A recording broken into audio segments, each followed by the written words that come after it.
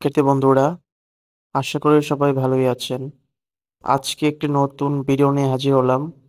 উপবৃত্তি টাকা কবে পাবেন এই সম্পর্কিত একটি আপডেট দিয়েছে আহ, প্রধানমন্ত্রী শিক্ষা সহায়তা ট্রাস্টের ওয়েবসাইটে। টাকা কবে পাবেন, কিভাবে পাবেন, কোন মাধ্যমে পাবেন এই সম্পর্কিত আজকে ভিডিওতে তৈরি হচ্ছে। তো ঈদের জন্য আপনার জন্য একটা সুখবর নিয়ে আসছি। আশা করি ভিডিও সম্পূর্ণ দেখবেন।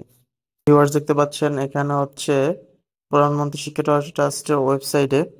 এখানে নতুন একটা নোটিফিকেশন দিয়েছে সমন্বিত প্রবৃত্তির কর্মসূচি আওতায় সুবিধাভোগীদের তালিকা ভ্যালিডেশন এবং নগদ অ্যাকাউন্ট ব্যতীত অন্যান্য মোবাইল ব্যাংকিং এ অ্যাকাউন্ট সমূহ নগদে রূপান্তরের সময়সীমা বৃদ্ধি করা হয়েছে। কমিশনটি রয়েছে সেটা সম্পূর্ণ দেখি।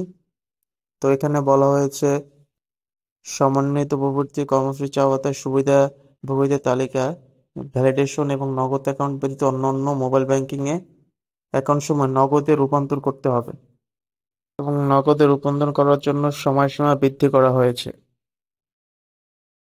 তো ভিউয়ার্স, দেখতে পাচ্ছেন এখানে উপযুক্ত আহ, স্মারকের পরিপ্রেক্ষিতে জানানো হচ্ছে যে প্রধানমন্ত্রী শিক্ষা রাষ্ট্রের আওতায় উপবৃত্তির কর্মসূচি আওতায় ষষ্ঠ থেকে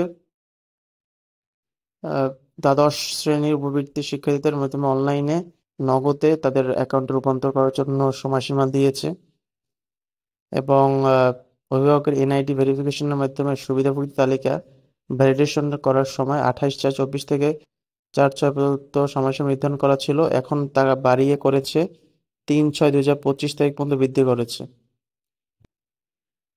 দুঃখিত, আমি এখানে আপনাদের আবার দেখাচ্ছি 13, অর্থাৎ 13 তারিখ পর্যন্ত আপনারা আপনার নগদ যে অ্যাকাউন্টটি রয়েছে সেটা নগদে রূপান্তর করবেন। সেই সময়সীমা কিন্তু তারা বৃদ্ধি করেছে।